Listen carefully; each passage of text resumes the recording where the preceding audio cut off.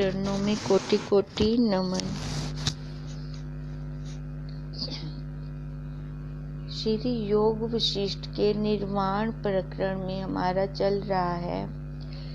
कल राम जी ने वशिष्ठ जी से ये प्रश्न किया था कि जो अत्यंत मूर्ख हैं, उनका अधिष्ठान जो स्थावर आदिक है, उनमें वासना कैसे होती है।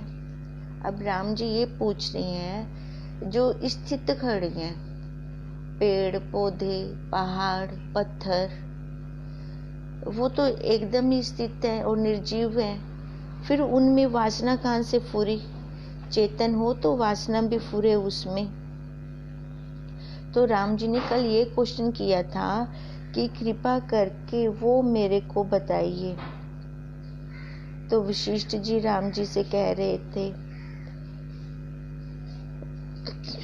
जो भी स्थावर जीव हैं वे अमन सत्ता को नहीं प्राप्त होते, मतलब उनमें शांति नहीं होती। वे केवल मन अवस्था में ही प्रतिष्ठित नहीं है। शांति कहाँ से होती है? मन से होती है, पर मध्य अवस्था में है वो। जो पेड़ पौधे हैं इनमें एक कला विकसित है, सुषुप्ति अवस्था की एक कला विकसित है। जब इनको कोई काटता है तो उस टाइम इनको थोड़ा दर्द होता है, फिर उसके बाद इनको याद ही नहीं रहता, कुछ नहीं पता चलता है इनको। उनकी पृष्ठ का सुषुप्ति रूप है। पृष्ठ का मतलब अंतःकरण, वो जीव वो सोया हुआ है। बस जिस टाइम कट लगा उस टाइम इनको थोड़ी सी फीलिंग हुई, उसके बाद इनको कोई फीलिंग नहीं होती।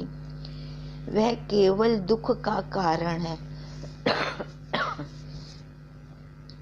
देखो दुख का कारण बाहर खड़ी है, सर्दी गर्मी बारिश हवाएं, सारा कुछ इनको सहन करना है बाहर। उनका मन नहीं नष्ट हुआ। और ये कौन बनते हैं? जो मनुष्य शरीर में आकर अति नीच कर्म करते हैं। ये भी ना एक योनि है, उनको फिर ये योनि प्राप्त होती है, क्योंकि मनुष्य शरीर लिया। मनुष्य शरीर में वो स्वतंत्र है, जैसे भी कर्म करें कर सकते हैं, पर मनुष्य शरीर लेकर उन्होंने अपना मतलब अपना परमार्थ वाला काम तो किया नहीं। मनुष्य शरीर क्यों दिया भगवान जी ने, गुरुदेव ने? वो तो उन्होंने किया नहीं। मनुष्य शरीर लेकर तमोगुणी कार्य किए। तो प्राकृतिक का नियम है, जो जैसा कर्म करता है उसको वो वैसा ही शरीर देती है। ये भी एक शरीर लेकर खड़े हुए हैं। ये केवल दुख का कारण है। उनका मन नहीं नष्ट हुआ। वे सुषुप्ति अवस्था में जड़ रूप स्थित हैं, सुषुप्ति अवस्था से के साथ खड़ी हैं। वे काल पाकर जागेंगे। काल पाकर जागेंगे मतलब जब उनकी ये वाली योनि समाप्त होगी उसके बाद और उनको शरीर मिलेगा। अब हम देखें, जैसे हमारे घर बने हुए हैं, कितने सालों से वो ईंट पत्थर चूना कितने सालों से है। या घर में कोई हमारा ऐसा कोई पेड़ भी होता है जो बहुत पुराना होता है, तो इतने सालों से वो वहीं स्थित जगह पे खड़ी हैं। ये तो जब हम नया बनवाए मकान, फिर तो एकदम, या तो कहीं तो एकदम प्लेन कर देते हैं, फिर शुरू से करते हैं, फिर उनका फिर नए सिरे से नया आकार मिलता है। नहीं तो कोई नहीं भी करते, कोई कटवाते भी नहीं है पेड़ पौधे, कोई बहुत पुराने होते हैं। तो देखो अब उनको उसी योनि में कितने बरसों तक रहना पड़ेगा। वे काल पाकर जागेंगे।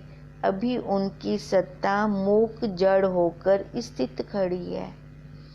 राम ने पूछा, हे देवताओं में श्रेष्ठ, यदि उनकी सत्ता द्वैत रूप होकर स्थावर शरीर में स्थित है तो मुक्त अवस्था उनके निकट कैसे है?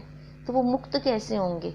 वो तो खड़े हुए हैं। अब देखो, खाली मनुष्य शरीर ही स्वतंत्र है, और जितनी भी योनियां हैं परतंत्र हैं, वो अपने कर्मों का भोग भोग रही हैं। अब कैसे? देखो, जो अति नीच कर्म करते हैं, अब पशु को देख लो, पक्षियों को देख लो, जल जंतुओं को देख लो, ये नया कर्म कोई नहीं बना सकते। ये जो इन्होंने मनुष्य शरीर में आकर, इतना तो हमें पता है ना कि ये इस योनि में कैसे आए। इन्होंने पहले कुछ किया होगा। कब किया होगा? जब ये स्वतंत्र होंगे। कब स्वतंत्र होंगे? मनुष्य शरीर में। मनुष्य शरीर ही एक ऐसा है जो पाप और पुण्य का मिश्रण है। आधे पाप आधे पुण्य, फिर जाकर मनुष्य शरीर मिलता है। अगर पाप कर्म अधिक है तो नीच योनियां मिलती हैं, पुण्य कर्म अधिक है तो स्वर्ग लोक में देवता बनाए जाते हैं। वो भी बंधन में है, देवता लोग भी। और जो नीच योनि है, पाप कर्म जिनके अधिक है, वो भी बंधन में है, क्योंकि वो दोनों ही नया कुछ कर ही नहीं सकते। अब यही गुरुदेव बता रहे हैं कि जो मिश्रण है, आधा पाप आधा पुण्य, तो वो मिश्रण है मनुष्य का। तो इसलिए मनुष्य के पास देखो, जिसका मनुष्य शरीर है उसके पास दुख भी है, सुख भी है। और सबसे बड़ी बात, अंतःकरण पूरा विकसित है। पूरा विकसित होने के कारण बुद्धि है ना, उस अंतःकरण बॉक्स में बुद्धि नामक एक पुर्जा है, और वो पुर्जा हमें अपने स्वरूप की तरफ ले जाने में सहायक है। गीता में भगवान कृष्ण जी ने बुद्धि के ऊपर बहुत बल दिया है। बुद्धि से ही उस वस्तु का अस्तित्व हम सिद्ध कर सकते हैं। तो इससे अब राम जी ये पूछ रहे हैं, फिर उनको मुक्त अवस्था कैसे प्राप्त होगी? मुक्त अवस्था उनको तब प्राप्त होगी जब उनके पाप कर्म भोग कर खत्म हो जाएंगे। फिर वो उस योनि से छूट जाएंगे, फिर वो दूसरी योनि में आएंगे। कर्मों की गति बहुत गूढ़ है। हम लोग ये समझते नहीं है कि भगवान जी को पता था, उन्होंने हमें ये मनुष्य शरीर दिया है। क्यों दिया? क्योंकि वो जानते थे कि अब ये छूट सकती है, अपने स्वरूप को पा सकती है। देखो, एक स्कूल की प्रिंसिपल भी अगर टीचर को रखती है तो उसके पूरे फाइलें चेक करती है भी, इसमें वो एलिजिबिलिटी है टीचर होने की, वो योग्यता है इसमें। फिर जाकर उस अध्यापक को वो रखती है, नियुक्त करती है। तो हमारे भगवान जी को पता नहीं होगा कि इसमें अब पूरी योग्यता है अपने स्वरूप में आने की, तभी तो उन्होंने ये मनुष्य शरीर दिया, फिर हमें स्वतंत्र कर दिया कि देखिए, वो देखते हैं भी मैं इसको स्वतंत्र करता हूँ तो ये कहाँ जाती है, विषयों की तरफ कि अपने स्वरूप की तरफ। कहेंगे कुछ नहीं, हस्तक्षेप वो कुछ भी नहीं करेंगे, उनका देखने का काम है। देखेंगे वो, जब देखते हैं ये विषयों की तरफ जा रही है, फिर से वो 84 का चक्कर शुरू हो जाता है। तभी गुरुदेव हमें बार बार सजग करते हैं कि कर्मों को हम देखें, अकर्तापन से कर्म करें। अकर्ता में कर्ता बन के ना, अकर्ता से करेंगे तो भी फल वही का वही मिलेगा, पर हमारे लिए आगे का और कोई शरीर तैयार नहीं होगा। ये हमारे हाथ की बात है, हम स्वयं कर सकते हैं, हमारे बदले में कोई दूसरा नहीं कर सकता। तभी राम जी ये पूछ रही हैं वशिष्ठ जी से कि वो तो बंधन में है, तो फिर उनको मुक्त अवस्था कैसे प्राप्त हो? यह सिद्ध हुआ है, क्योंकि वो अपने आप तो कुछ कर ही नहीं सकते, मूक जड़ हैं वो। वशिष्ठ जी बोले, हे राम, मुक्ति कैसे निकट होती है? मुक्ति तब होती है जब बुद्धिपूर्वक वस्तु को विचारें। अब बुद्धि कहाँ मिलेगी? बुद्धि हमें मिलेगी मनुष्य शरीर में, मनुष्य शरीर के अलावा। और हमें बुद्धि देखो कहाँ है, बुद्धि है क्या? किसी भी योनि में देख लो आप, जो ये डॉगी या कोई और एनिमल ट्रेन किए जाते हैं, तो देखो उनको पहले ये परीक्षण दिया जाता है, उनको बहुत बहुत उनके ऊपर हार्ड वर्क किया जाता है, एक ही बात को बार बार रिपीट की जाती है, फिर जाकर वो कुछ सीखते हैं। हाथ मिलाना या उंगली, एक इशारा करें तो उन्होंने जंप लगानी है, दो करें तो उन्होंने बैठ जाना है। देखो ये बहुत उनको ट्रेनिंग दी जाती है, उसके बाद जाकर ये सीखते हैं। पर एक बार आप मनुष्य के बच्चे को बोल दो उंगली एक से बैठना है, दो से खड़े होना है, वो तो 1 मिनट में सीख जाएगा, क्योंकि यहाँ पर बुद्धि उसकी फुल पावर में विकसित है। तो ये जो ज्ञान है हमारे स्वरूप का ज्ञान है, ये भी कैसे सिद्ध होगा? बुद्धि से। और बुद्धि किस में होती है? मनुष्य में। बुद्धि है तो वो विचार विवेक कर सकता है, क्या सही है क्या गलत है यथाभूत देख सकता है। जब सत्ता समान का बोध हो तब केवल आत्म पद ही प्राप्त होता है। और जब देखो बुद्धि उसकी विकसित है मनुष्य की, और उसमें सद्गुण भी है, तत्वज्ञ गुरुदेव का वो शिष्य भी है, तो देखो फिर वो विचार करेगा, विवेक करेगा, क्या सही है क्या गलत है, अनर्थ को छोड़ता जाएगा, अर्थ को पकड़ता जाएगा। अर्थ पकड़ते पकड़ते देखो पर्दे आगे से खोलते जाओ, दीवारें जो आई पड़ी हैं खोलते जाओ, तो अंदर जो बैठा है वो उसके स्पष्ट दर्शन होंगे कि नहीं होंगे। 7 दरवाजों के अंदर एक मणि रखी है, उसके लिए पहले हमें 7 दरवाजे खोलने पड़ेंगे। अब वो मणि कैसी है? स्वयं प्रकाश है कि पर प्रकाश है? देखो एक पत्थर के ऊपर ढक्कन रखा है और अंधेरे कमरे में रखा है। अब अंधेरे कमरे में वो ढक्कन रखा है, अब हम क्या करते हैं कि हम अंदर जाते हैं, कमरे की लाइट ऑन करते हैं, फिर उसके बाद भी हमें वो दिखता नहीं, ढका पड़ा है। या हम पहले कमरे की लाइट ऑन ना करें, जाएं उसका ढक्कन हटा दें, तो उस पत्थर के फिर भी हमें दर्शन नहीं होंगे। क्यों नहीं होंगे? क्योंकि पत्थर स्वयं प्रकाश नहीं है, उसके लिए हमें बाहर का प्रकाश चाहिए। फिर जब हम कमरे की लाइट ऑन करते हैं फिर उस पत्थर को देख सकते हैं। उसी कमरे में ही, बंद कमरे में ही एक दूसरी टोकरी के नीचे हमने एक हीरा रख दिया। अब देखो जैसे हीरे के ऊपर से हमने पत्थर को हटाया तो हमें बाहर की किसी दूसरी लाइट की जरूरत नहीं है। क्यों? क्योंकि हीरा स्वयं प्रकाश है, वो अपने प्रकाश से ही पूरे कमरे को जगमगा देगा, भले उसके अंदर कमरे में अंधेरा ही क्यों ना हो। ऐसे ही ये जो 7 दरवाजों के पीछे हमारा आत्मा रूपी हीरा रखा हुआ है, हमें क्या करने की जरूरत है? खाली वो दरवाजे खोलने की जरूरत है। दरवाजे जैसे ही हम खोलेंगे वो स्वयं प्रकाश स्वयं आ जाएगा। वो पर प्रकाश नहीं है, उसको किसी दूसरे प्रकाश की जरूरत नहीं है, वो तो स्वयं प्रकाश है, अपने ही प्रकाश से वो प्रकाशित हो जाता है।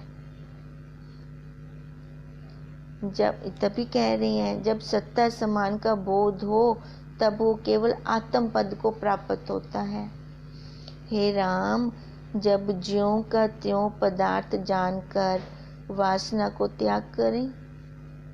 आज तक हमने विषयों का भोग किया तो हमें क्या मिला? विचार करें, ये हमारी विचार की क्लास है।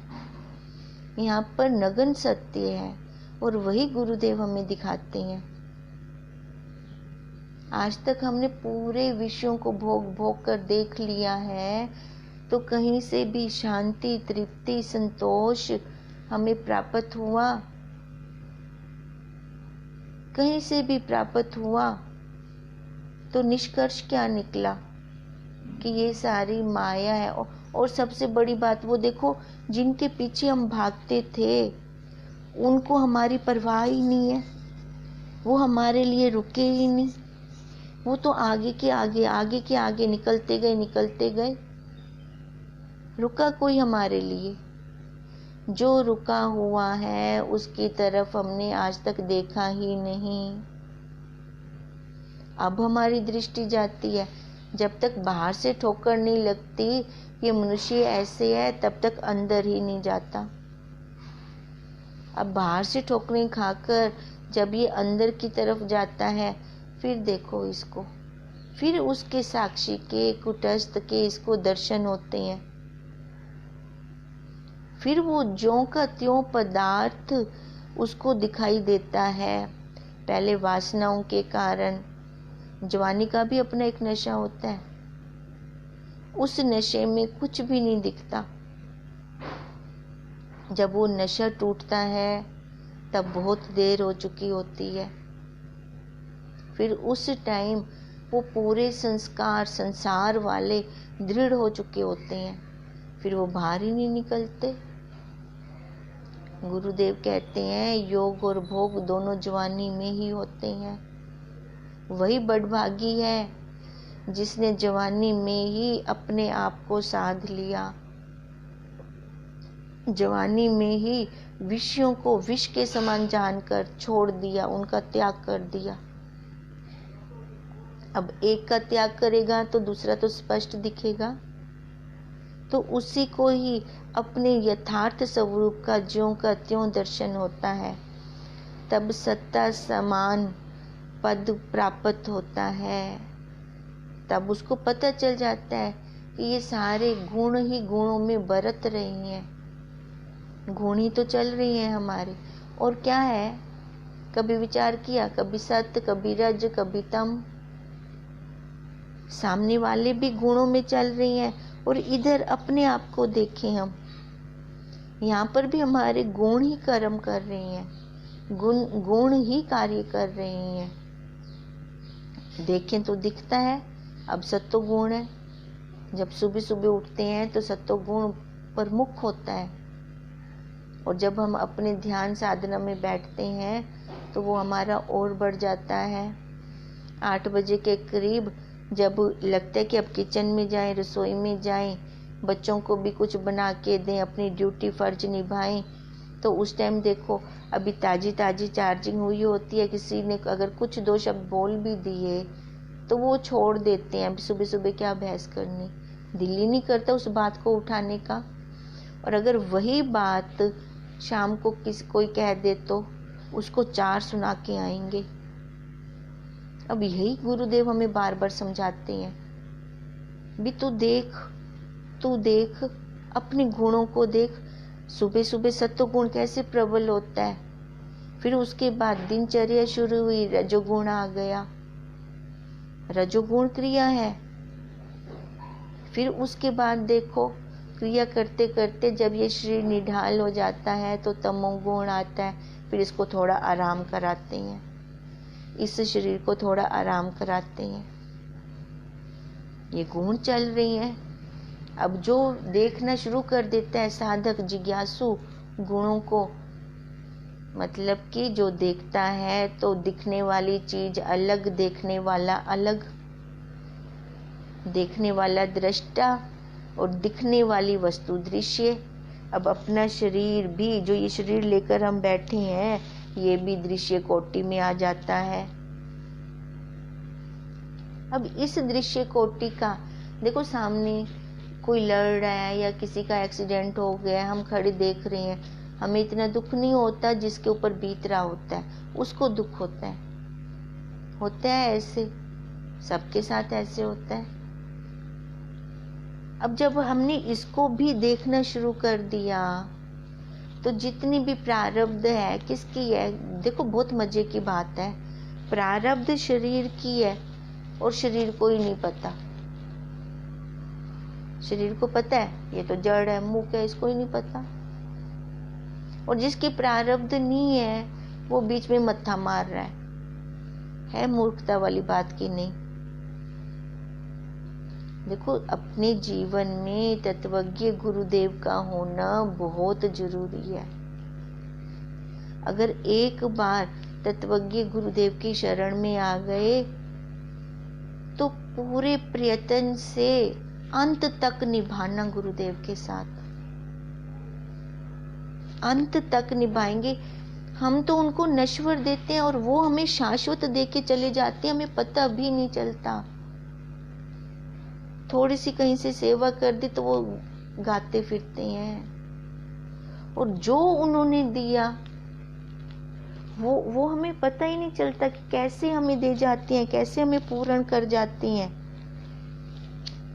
अब यही तभी तो कहते हैं कि गुरुदेव का होना, तत्वज्ञ गुरुदेव का होना बहुत जरूरी है। अगर उनका हम तत्वज्ञ गुरुदेव की शरण में रहें तो हमारा कोई बाल बांका भी नहीं कर सकता। तभी कहते हैं तृष्णा त्यागी करे सेवा, शिष्य सो सत है कहाँ, निज रूप बिना सेवा लखावे, सदगुरु महान। सदगुरु महान है, ये तो कोई ऐसा विरला शिष्य मिलता है जो तृष्णा त्यागी हो और बिना किसी फल प्राप्ति के गुरु की सेवा करे। ऐसा बहुत कोई विरला शिष्य मिलता है। पर गुरुदेव हमारा सारा कुछ कर जाते हैं और हमें पता भी नहीं लगने देते। ऐसे सतगुरुदेव हमारे महान हैं, ऐसे विभु हैं हमारे गुरुदेव, ऐसे व्यापक हैं। कैसे उन्होंने हमारे आगे एक एक पोल खोल के हमारे आगे रख दी। नहीं तो हम अपनी बुद्धि से ये गुण साम्य अवस्था क्या होती है जान सकते। शास्त्र मिलते हैं, सर्वांग योग ले सकते हैं हम मार्केट में से, पर उसके अर्थ कैसे खुलते, उसको जनवाता कौन हमें बताता। कितनी बलिहारी है। देखो गुरुदेव हमारे लिए आकार लेकर आए हैं, पर हम मूर्ख, जैसे कृष्ण जी कहते हैं मैंने इनके लिए ही शरीर लिया है, पर इन मूर्खों ने मेरे को ही शरीर वाला समझ लिया है। हम ध्यान दें हम क्या कर रहे हैं।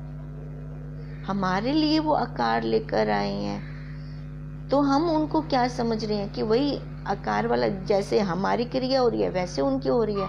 ऐसी भूल कभी मत करना, भूल कर भी स्वप्न में भी ऐसे मत सोचना, बुद्धि में ये वाली बात कभी ना आए।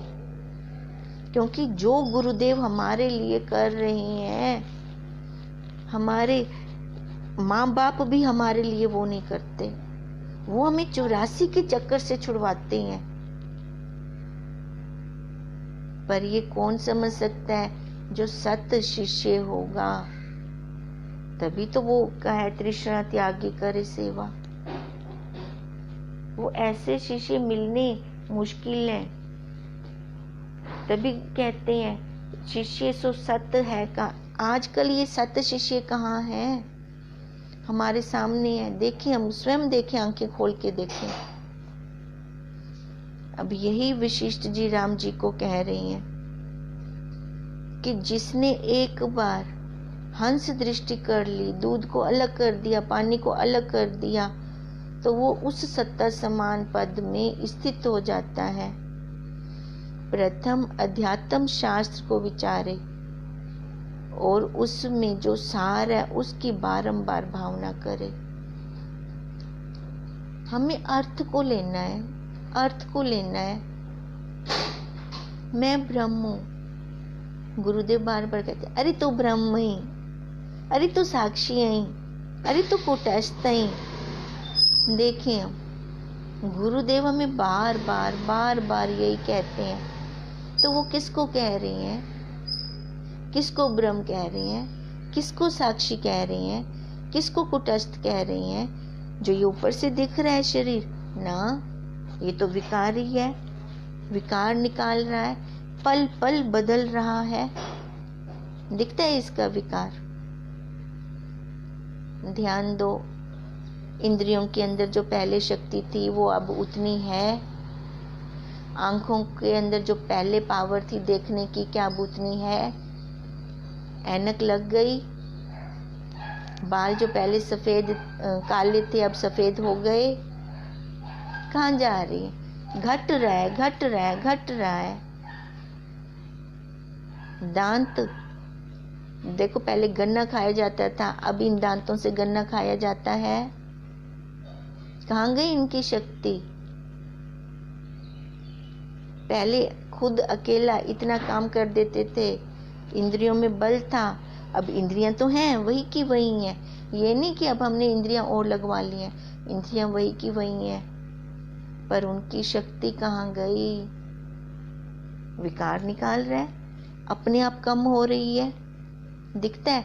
ऐसे देखें तो दिखता है, पता चलता है।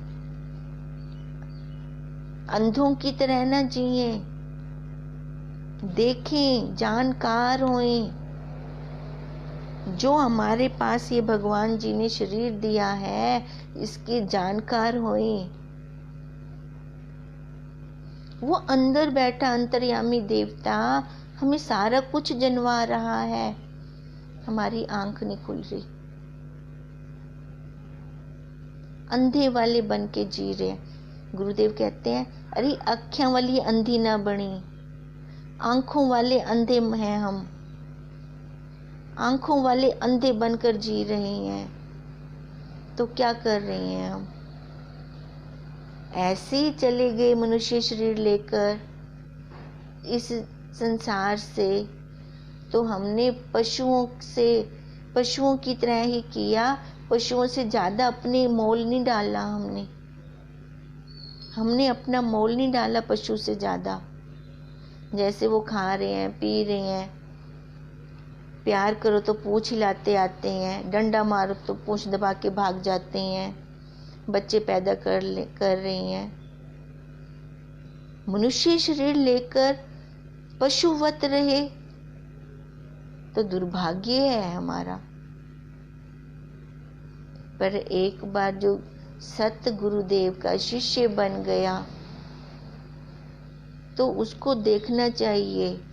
अब वही गुरुदेव लक्षणावृत्ति के द्वारा, भाग त्याग लक्षणावृत्ति के द्वारा, ब्रह्म किसको कहते हैं? इस शरीर को नहीं, विकार को नहीं। ये विकारी है, ये पल पल बदल रहा है। तो वो किसको कह रही हैं? ब्रह्म। वो कह रहे हैं जो साक्षी है, जो कुटस्थ है, जो कभी नहीं बदलता, जो हमारे बचपन को भी हमें जनवा रहा है। भले अब बचपन नहीं है हमारे पास, बचपन वाले हाथ पैर नहीं है, बचपन वाला पूरा शरीर नहीं है, बचपन वाली सहेलियां नहीं है, बचपन वाले कपड़े नहीं है। देखो, बचपन को जनवा रहा है, स्कूल को जनवाता है, कॉलेज को जनवाता है, जिसको काल खा ही नहीं सकता। काल का जिसके ऊपर असर ही नहीं है। काल का किसके ऊपर असर है? इस शरीर के ऊपर। काल ने शरीर को खाया है। 2 साल का हो गया, जब बच्चा पैदा होता है, देखो क्या कहते हैं शुरू में, 1 दिन हो गया, 2 दिन हो गए, 1 महीना हो गया, 2 महीने हो गए, 9 महीने हो गए। अब 9 महीने के बाद उसने बाहर आना है, फिर से उसके पीछे काल लग गया। अब 6 महीने का हो गया है। अब देखो, हो गया, जो होके चला गया, मतलब बीत गया उसका शरीर इतना, पर हम खुश होते हैं। 1 साल का हो गया, 5 साल का हो गया। अपनी भाषा देखें पर अर्थ नहीं लेते।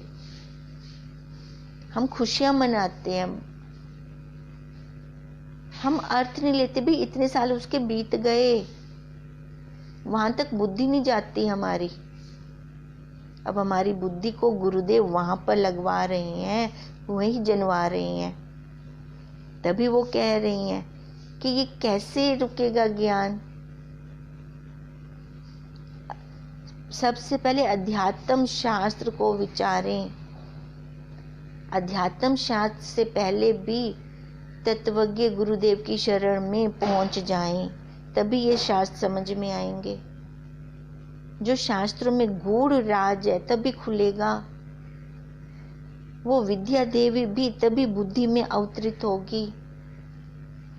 तभी हम ये प्रार्थना करते हैं, बुद्धि में हो अवतरित करते स्वयं प्रकाश, बंधु श्री गुरु पद कमल आप में वास।